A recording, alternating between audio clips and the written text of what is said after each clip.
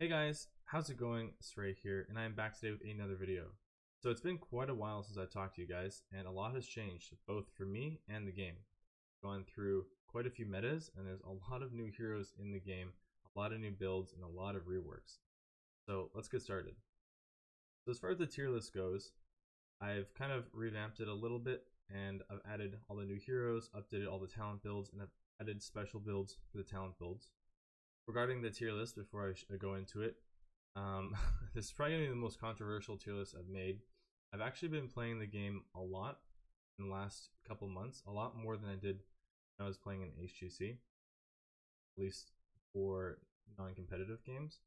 So I feel like I have a better handle on the meta and what's strong. And being not playing in HGC recently just has given me a kind of a new eye on what's good and what's bad, because not stuck playing meta heroes and I can just experiment a lot.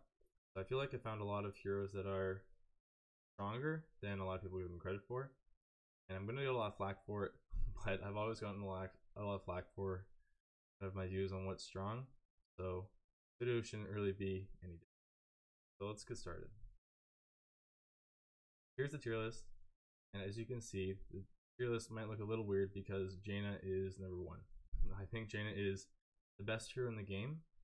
She's super overtuned, and there's quite a few reasons why I think she's so good and kind of everyone else doesn't. So the first thing is Water Elemental is the go-to talent. So it's way better than Ring of Frost because it's very consistent. It has a very low cooldown at 60 seconds. I believe Ring has a 80-second cooldown, and it's not guaranteed. So I also go a pretty unique talent build. Of course, any of the builds that I mentioned here, you can just scroll down in the tier list and find the build for Jaina. It's over here. So I go a unique build with Jaina, and the reason I like her so much is she's good on every map, in every team comp, no matter what. She has really good wave clear. She's very, very hard to kill once you get Ice Barrier and Ice Block. She has a lot of peel. She can 1v1. She has crazy AoE damage. And I honestly kind of feel bad going over my picks here for a lot of these heroes because a lot of them just aren't played that much. I'll go over in a moment, and especially with the builds I don't use. So I don't really have anything to gain by sharing this stuff, but I felt like I could put it to you guys since I haven't made something for a while. So Jaina, I think, again, is just super strong. Just really well balanced hero. Not balanced, but really strong overall. Good in a lot of areas. She does camps really effectively. There's really nothing that she sucks at. And when you get the mana talent in level 1, you never really run out of mana either. She also has amazing CC and a lot of blow up, a lot of sustained damage. Just pretty much the best hero overall. It's been a long time since I feel like there's been such a strong hero in the game. So Nova shouldn't be a surprise here. You'll probably expect to see some tweaks in the future. Not only is she the best, highest win rate in quick match, but she also has the highest win rate in Tier League. And she's just kind of a really strong hero. The buffs made her very, very effective. She has a lot of burst damage. She still has the same problem she had before, which is no wave clear. But I feel like she makes up for it enough now that she actually has some kind of escape. And even though the stealth changes have affected her, she got a lot more buffs than nerfs with stealth, because you're not really moving in the middle of the team anyway with Nova. You're usually on the outskirts. So even if people spot you, it's going to be too late. You're going to sit in the push, or you're going to confuse them with clones. So not really a big deal. Nova can easily 100-0 a hero. I mean, Jaina can do that as well. And she also has AoE damage. That's why she's ahead. Garrosh, I had a hard time placing here in S tier because sometimes he's just so overwhelming to deal with, and other times he just doesn't do it. Obviously, it's the difference between the good and the bad Garrosh player, but there's also been, he's almost banned every single game. In the games I've played, I ban him anyway, so I literally never play against him. I feel like that's kind of one of the reasons why he's so strong, because you have to learn to play against Garrosh to be good against Garrosh, but I don't want to learn to play against him. I don't want to be scared to run out in front of my base. I don't want to be scared to trade. I don't want to have to worry about it the entire game. It's just, you can learn to play against it, but you can learn to play against a lot of different heroes. It takes too long to learn to play against it, and That's just you. What about the rest of your team? Are they guaranteed to play against it as well? So I don't even know what changes you make with Garrosh, because it's not even like he has high damage numbers. He just is really, really difficult to kill, and he completely messes up your positioning. So Garrosh, I think that he is overall the best tank. If you're a good Garrosh player, you can easily carry your team. He's also one of the warriors that's better with double support, because obviously he has crazy baseline armor, and double support is still strong as ever in the meta. I don't really think the nerf to the support changes really had much of effect. Maybe a little bit, but I think Garrosh and double support comps are just as strong. So I would expect Nova and Garrosh to receive changes. Then once Jaina becomes popular, I would expect Jaina to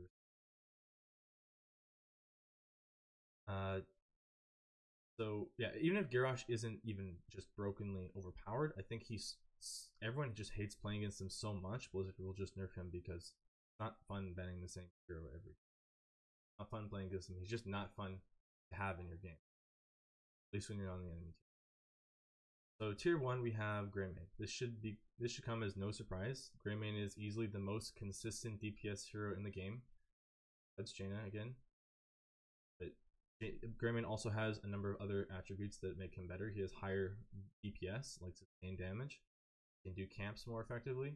That's especially important with the new ogre changes where they don't attack, so you can do the camps really, really quickly. And he doesn't really have a downside. He's just always good. He's very mobile. He's pretty tanky. He has really good bursts, sustain. Just one of those heroes that is really strong overall. Has a lot of Waveclear, so forth. ETC is the next hero. I think he's the best tank after Garrosh, and the best tank that you can realistically pick, because Garrosh is every game. He's just really strong again with the Waveclear changes and the map changes. I think Stage Dive is as good as ever. Should be probably getting Stage Dive unless you're a god with Mosh, which for the most of the community is not true.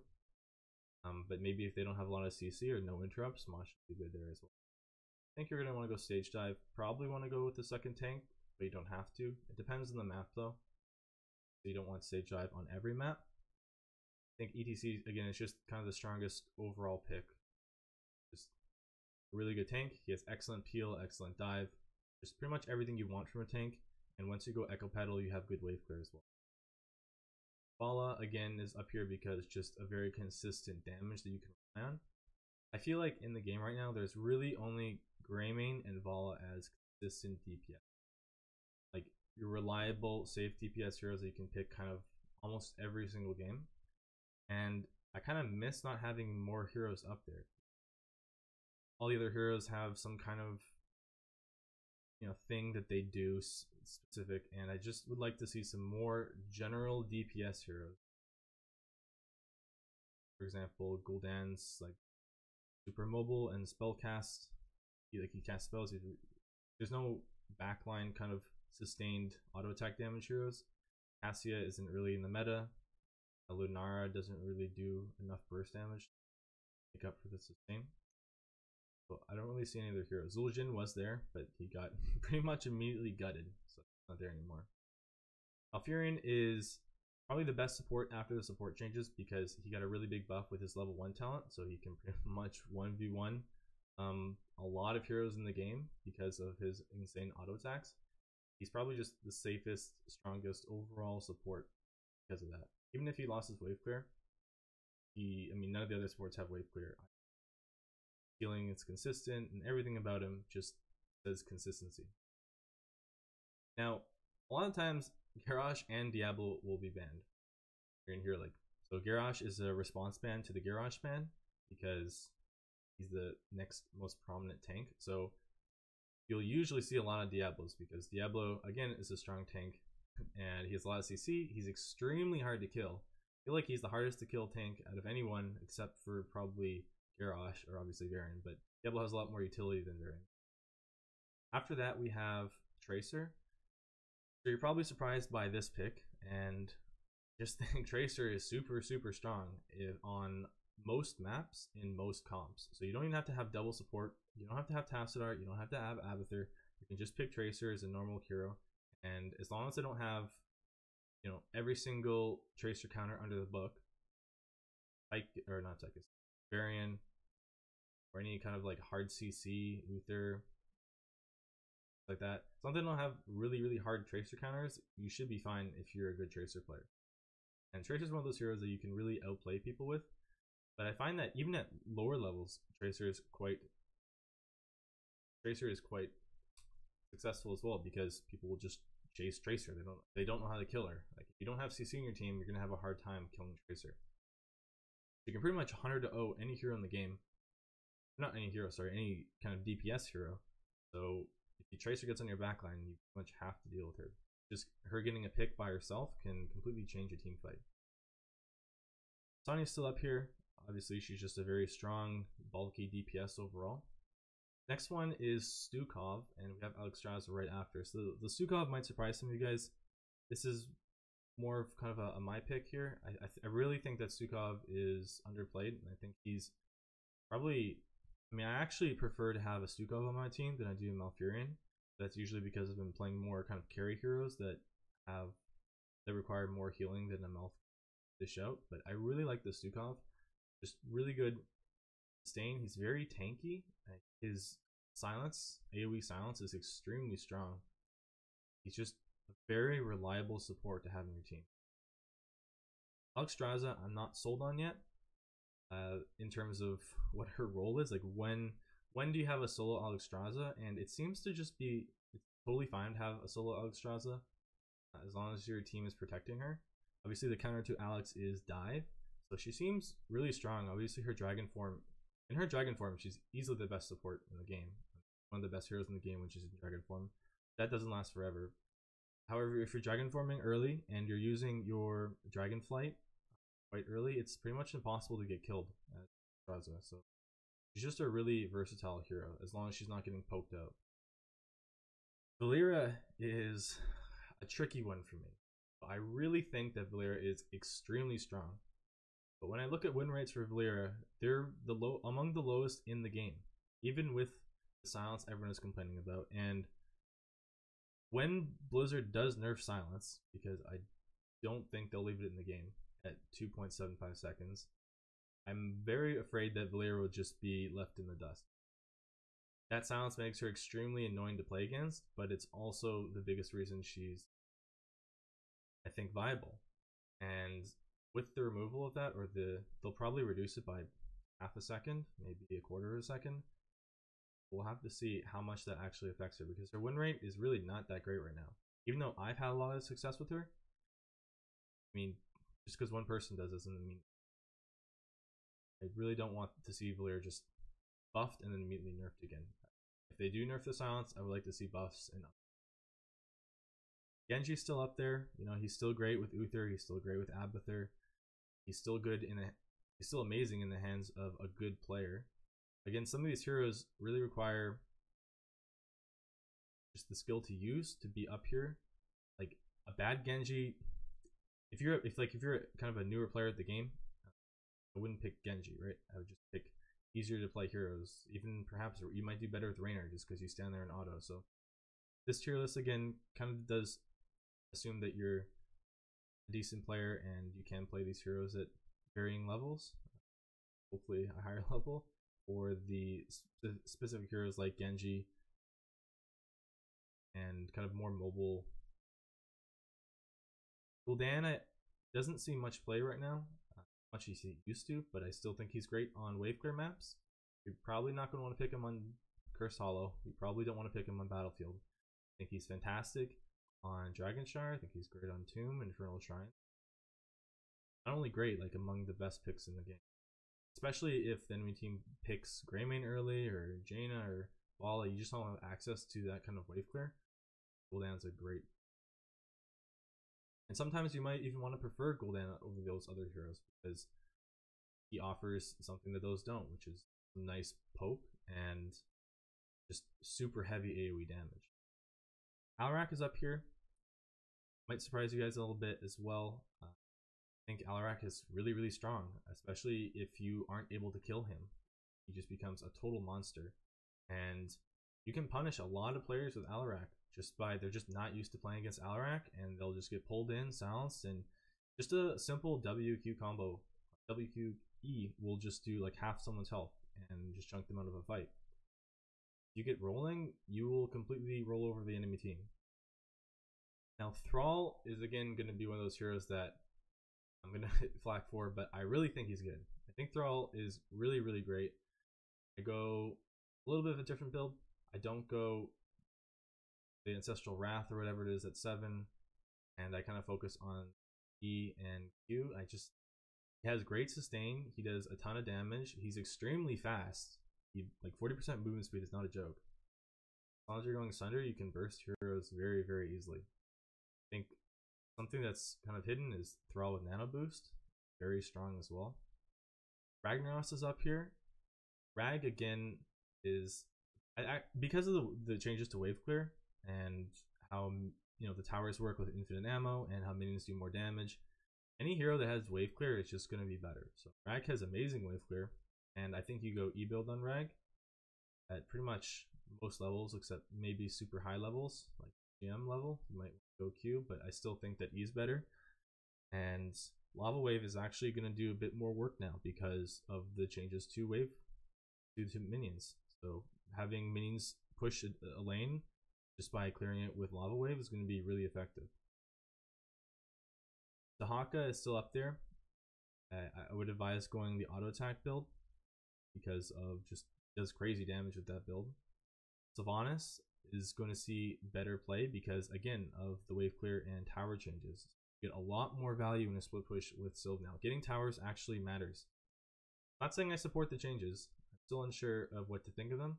But with Sylvanas, you can just straight up push down towers, and it's going to give you a ton of value because it's a lot harder to actually secure those towers. And not only that, but when you're pushing down a lane and you're winning with Sylv, and you keep pushing, you get the enemy team's globes, and you can just steamroll them to their keep really early on in the game. Now we move on to tier 2. Brightwing is here. Another surprise. So I am a very heavy advocate of going Blink Heal on Brightwing. I think maybe go Emerald Wind if you're double healer Brightwing and they have a lot of dive. But even in double healer, I think Blink Heal is better. So I think that's the disparity between why people think Brightwing is bad, because they're going Emerald Wind. If you have solo healer Brightwing and you go Emerald Wind, I am like distraught over that as if I'm playing a DPS, because I just get no healing the entire game, and I don't care if you Emerald Wind, that's not going to change it. Arthas is still extremely reliable as a tank, as is Artanis. So Kel'Thuzad is another interesting hero. Kel'Thuzad I think is extremely good first of all, if you're playing Kel'Thuzad, you have to know how to combo. And if you can't combo on Kel'Thuzad, you can't play him, because he's absolutely totally reliant on his ability to combo people. He can one-hit most heroes in the game. He can even one-hit most tanks in the game, as long as they don't have some kind of armor or avoidance like Dahaka Dig or something. So Kel'Thuzad, very dependent on your team and the map and the heroes you're playing against. Like on Braxis Holdout, he's really good because you can just stack your quest very early and you can push and try to get combos from the safety of your towers. But on Sky Temple or First Hollow, you're just going to get flanked and die. It'll be really hard to play on those maps. So the smaller maps, Kel'Thuzad is going to be amazing on. And if you have CC in your team, if you have Peel, your team has Peel, he's going to be great. So in the situations that you can get him and you're a good Kel'Thuzad player, I think he's extremely strong. Tyrande is probably going to rustle your jimmies as well. So I love Tyrande. I think she's a fantastic hero. She has really good damage. Most of the games I play Tyrande, if not all, I'm topping damage. And you're going to want to go Starfall and a few other talents. W build, Loon's Chosen. It's one of those, I can't remember the name of it. And True Shot Aura. She just has so much damage. She has so much healing. Her bird provides great vision and great poke. Her Starfall is a great kind of AoE zoner tool. And she just does so much for your team. I think she's particularly good on Battlefield of Eternity. She's not as great on Waveclear maps, but she's going to be better on the Cursed Hollow. I think she's fantastic on Volskaya, one of my favorite picks on that map, and several other maps as well. I think she's quite good on. She does have a lower win rate, but I really think this is due to just people not playing Toronto correctly, not getting the right talents. Malthael is still up there, even though he's gotten some nerfs. I still think he's great, especially in the double support meta. Leoric is still a great hero. Just make sure if you're picking him that you're going the E build where you can kind of shrink ray people. Cassia, I think, is one of the few sustained damage heroes that you can rely on, and she's also a great counter pick to certain heroes. So think of, she's really good against Tracer, she's really good against Greymane, against Vala. A lot of the kind of more meta picks she's really strong against. At least the ones that are auto attack reliant. Just want to make sure that you have lots of CC in your team to help peel for you, and you have lots of healing. I have Ana up here, and again, probably not a popular pick, but I think Ana is absolutely fantastic as long as she's not getting dove. I think she's totally fine as a solo healer. Even though she can't heal herself, Ana should have positioning where she's totally in the back of your team. Ana's greatest strength is nano boost. If you don't have a good nano target, don't pick Ana.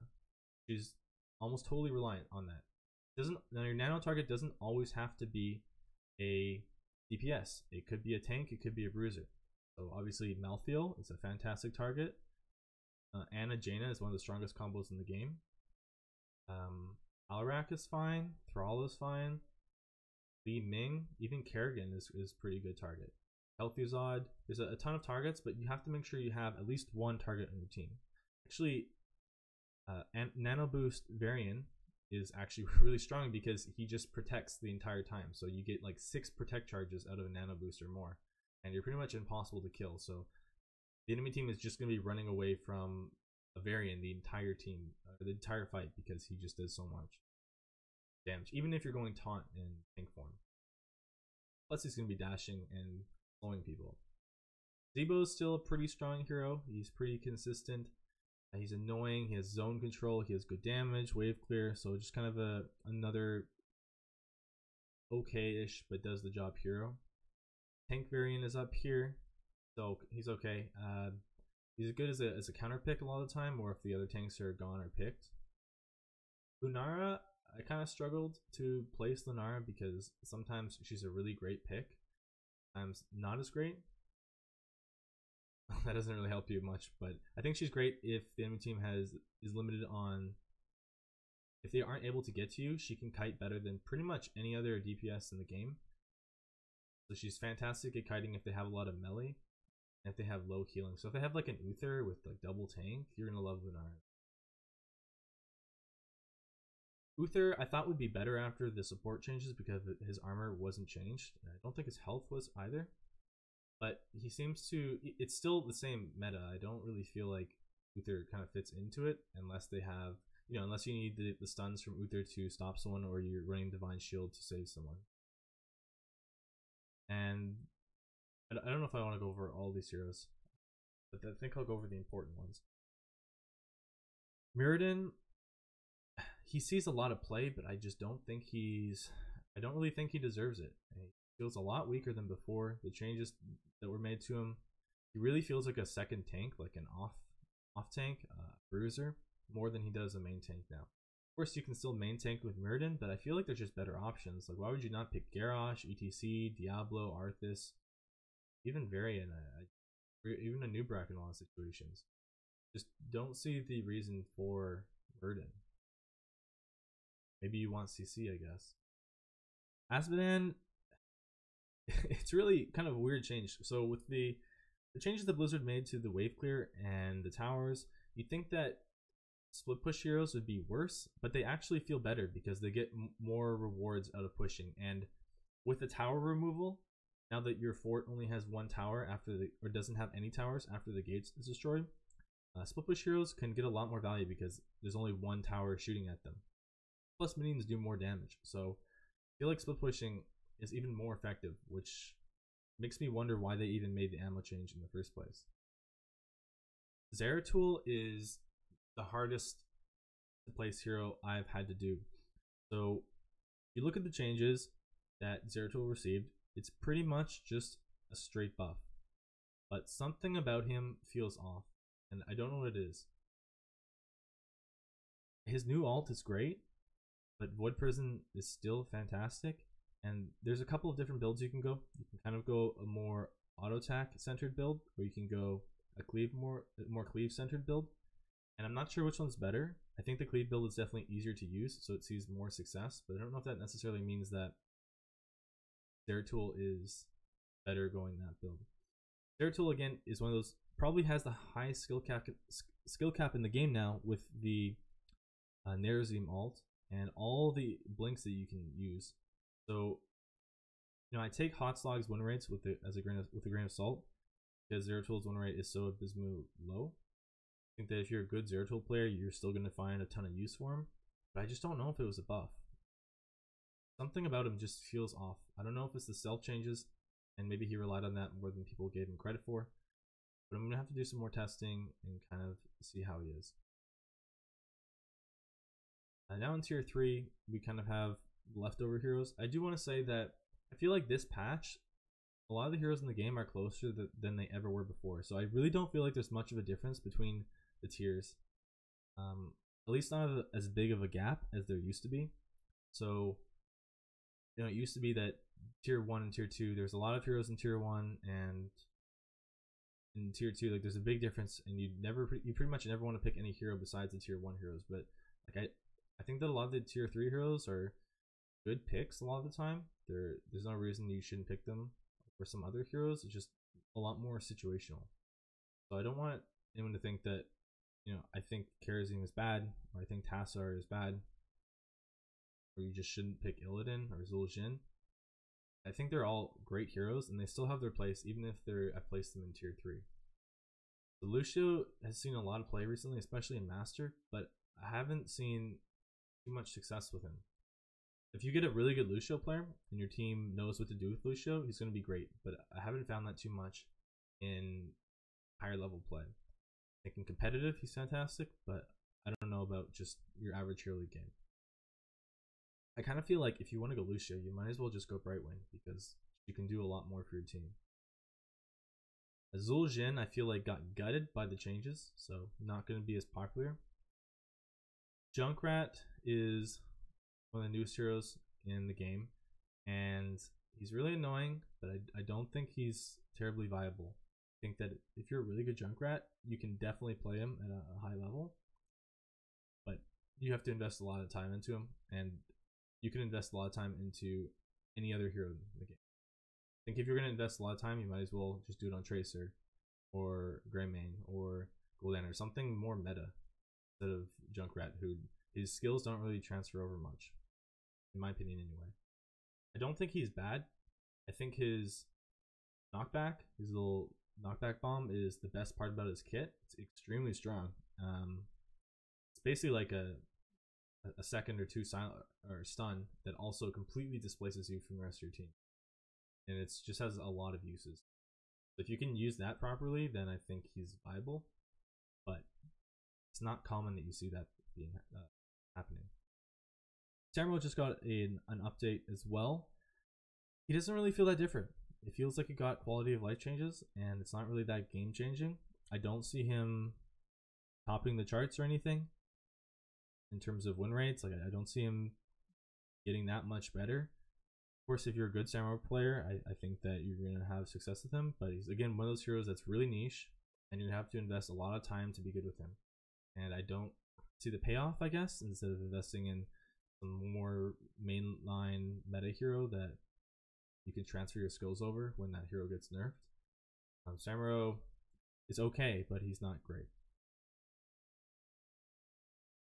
We also have Hanzo, who is the newest hero in the game, and I was excited for Hanzo. I really wanted him to be good, but it didn't. The changes, even with the 10% straight buff that he got on PTR, he just doesn't feel good. I think his consistently most successful talent build is the Q build, but sometimes it's really hard to get all those stacks done, especially if they have a Tracer or an Abathur or something, it's going to be hard to get those stacks and you just can't go that build. I think the best part about Hanzo, and if you're going to pick him, you're going to pick him for his camp clear. So he can do boss really fast, he can burn immortal really fast, he has decent poke, and he can do mercs really fast. So if you're going to pick Hanzo, it's because you're going to merc a lot, and honestly that can just win you the game. So I don't think he's awful, but I think there's better picks. If you want to do camps, you can just pick Greymane. But Hanzo's I think Hanzo actually beats Greymane in the camps, but Greymane is, I feel like, more effective in fights. Then we have the tier 4 heroes. Not really a surprise there. One thing I want to mention is a couple things. The hammer changes. Hammer feels the same, man. I don't feel like hammer is any different. Maybe slightly better, and hammer feels worse late game. Hammer is always still has the same problems of being totally immobile. Things like Chromie just destroy her. Any kind of poke. All the assassins now that exist. It's just doesn't feel good to play hammer. There's so much stuff that counters you. Even like an Alarak just pushing you back when you're sieging up, and now you have to re-siege. Or even like Raynor does that thing. Health is odd, destroys hammer. There's just so many heroes that completely counter hammer. And I have D.Va down here as well. So D.Va, I think, is a good hero in the hands of a talented player. But I think there's very, very, very few good D.Va players. And if you're not a good D.Va player, you're just not going to get a lot of value. The last thing I want to mention is Cho'Gall. Cho'Gall, I think, is the best hero in the game for if you're doing team mig, or if you're doing quick match or anything like that. We can just pick Cho'Gall. But in Hero League, I don't think it's really realistic to pick him, because obviously you're soloing and you can't duel with your friend or something to pick Cho'Gall, and you don't have the option of even choosing who you're going to play Cho'Gall with. You just have to pick it with your whatever you've been assigned to in matchmaking. So that's why Cho'Gall's down here. I think he's he's really broken. Like, Cho'Gall's amazing, just happens to be low here. So those are all the changes I have for you guys. A lot of the talent builds that I've listed might be a little edgy for you. I'm sorry about that, but I really do think that all the heroes I've mentioned are really strong, really underrated, and I think they'll see a lot of play in the future. Keep a heads up for that. Okay guys, I'll talk to you later. Thanks for watching.